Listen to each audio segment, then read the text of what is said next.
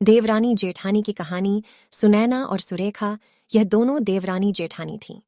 जेठानी सुनैना नौकरी भी करती थी और देवरानी सुरेखा यह घर संभालती। उनका परिवार बहुत बड़ा था। सास ससुर और उन दोनों के बच्चे कुल मिलाकर 10 लोग घर में रहते। और अब बहुत साल बाद उनकी बुआ सास अपने भाई के घर रहने आई थी। सुबह उठने के बाद बुआ सास ने देखा कि सुनैना फटाफट अपने काम कर रही थी। सुरेखा ने नाश्ता बनाया और वह नाश्ता सुनैना ने सबको परोसा। उसके बाद सुनैना ने अपना टिफिन पैक किया और वह काम पर निकल गई। सुरेखा ने वापस दोपहर का खाना तैयार किया और थोड़ा वक्त अपनी सास और बुआ सास के साथ बैठी रही। बुआ सास से रहा नहीं गया। उन्होंने सुरेखा को पूछा, छोटी बहू, तुम्हारी जेठानी तुझ पर बहुत हुक्म चलाती है। सुबह से देख रही हूं रसोई घर में अकेले ही काम करती हो, और वह महारानी दिखावा करने के लिए नाश्ता परोस रही थी, जैसे कि उसी ने ही नाश्ता बनाया हो। यह सुनने के बाद सुरेखा ने बुआ सास की तरफ देखा और बोली, बुआ सास जी, ऐसा कुछ नहीं है। सुनैना दीदी बहुत अच्छी है। बुआ सास बोली, तुम बहुत भोली हो सुरेखा। मुझे सब समझ में आता है, मेरे बाल धूप से सफेद नहीं हुए हैं। सुरेखा से अब नहीं रहा गया। वह बोली, ऐसा नहीं है बुआ जी, आपको सुनैना दीदी ने सबको नाश्ता परोसा। वह दिखा, पर आपको यह नहीं दिखा कि दीदी ने मुझे जबरदस्ती सबसे पहले नाश्ता करने दिया और चाय भी दी। वह रोज मुझे ऐसे सबसे पहले ही नाश्ता दे देती है, नहीं तो सबके लिए नाश्ता करते करते मैं खुद के लिए नाश्ता बनाना भूल जाऊंगी। दीदी मेरी कितनी चिंता करती है। दीदी सुबह जल्दी उठकर मंदिर साफ करती है, फूल सजा कर रखती है और मुझे उनके 1 घंटे बाद उठने के लिए कहती है।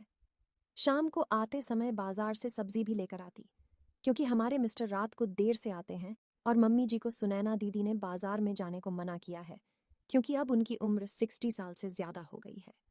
बाजार में जाते समय उनको तकलीफ होगी, उनके पैर बहुत दुखेंगे। कभी उनको बाहर घूमने का मन हुआ तो सुनैना दीदी छुट्टी लेकर उनको घुमाने ले जाती है। और हाँ, बुआ जी दीदी रोज शाम को आने के बाद वह कितनी भी थकी हो, तब भी मुझे खाना बनाने में मदद करती है। वह मेरी बड़ी जेठानी जरूर है, पर मुझे अपनी छोटी बहन ही समझती है और मैं उनको अपनी बड़ी बहन समझती हूँ। यह सब सुनकर बुआ सास एकदम चुप हो गई। उनकी चुगली सुरेखा के आगे टिक नहीं पाई। शाम को सुनैना सब्जी की थैली सुरेखा के पास देते हुए बोली, सब्जी के साथ तुम्हारे मनपसंद लेखक की किताब भी उसमें है। यह सुनकर सुरेखा खुश हो गई। सुनैना को थैंक यू बोलकर सब्जी की थैली किचन में रखकर वह अपने रूम में चली गई। उतने में बुआ ने सुनैना को आवाज दी, बड़ी बहू जरा यह आना। वह बोली, सुनैना तू इतनी मेहनत करके पैसे कमाती है और ऐसे फालतू में किताब खरीदी करके मुफ्त का खर्चा करती हो, वह भी अपनी छोटी देवरानी के लिए। वह ऐसे भी घर में बैठकर करती क्या है?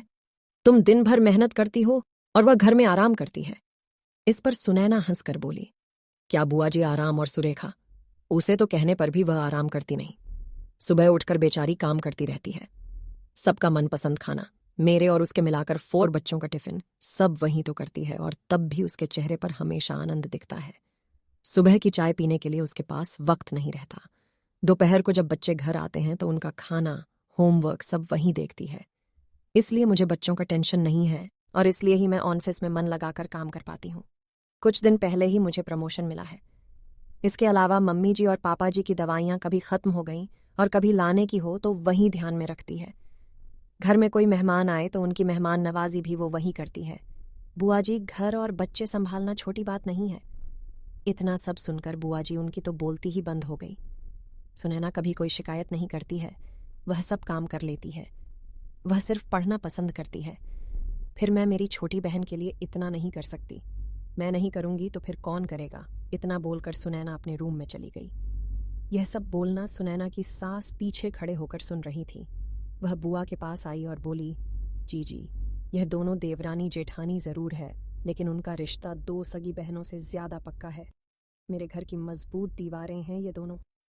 पहले मैं भी एक बुरी सास थी, हमेशा इन दोनों में झगड़ा लगाने का प्रयास करती थी, पर ये दोनों के प्यार के आगे मैं भी हार गई। वैसे भी झगड़ा लगाकर नुकसान तो हमारे ही घर का होगा ना। पर यह बात बुआ को समझ में नहीं आई। रुदन करते हुए कमरे से बाहर चली गई, क्योंकि उन दोनों में झगड़ा लगाने के लिए ही वह आई थी। पर सुनैना और सुरेखा, इनके जैसी 2 समझदार देवरानी जेठानी के बीच झगड़ा करवाना बहुत मुश्किल था। बुआ सास के वचनों से सुरेखा और सुनैना दोनों ही समझ गईं कि उनके रिश्ते कितने महत्वपूर्ण हैं। उनकी जीवन की कठिनाइयों के बावजूद वे एक दूसरे का साथ देती थीं और एक दूसरे के प्रति समर्पित थीं। सुरेखा की मनमानी बुआ सास को हंसी आ गई और उन्होंने सुरेखा की ओर इशारा करके कहा, तू है नाखुश, जरूर पर बेहद समझदार। तेरे पास जानकारी की भंडार है और तूने इसे सिर्फ अपने परिवार की सेवा में ही नहीं बल्कि अपने देवरानी समझकर उसे अद्वितीयता दी है। बुआ सास की ये बातें सुरेखा के दिल में गहराई से समझ गईं। उन्होंने अपने रिश्ते की महत्वपूर्णता को और भी समझा लिया। वह दिन रात समझदारी से अपने काम में लग गई और वह बाजार जाने की तैयारियों में भी योगदान देने लगी।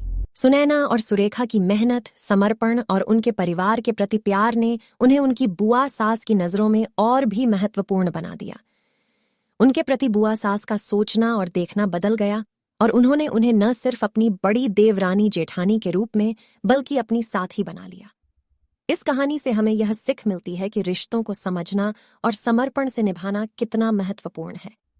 जब हम एक दूसरे के योगदान को सराहते हैं और उनके साथ समय बिताते हैं तो हमारे रिश्ते में मिलान होता है और वे मजबूत होते जाते हैं।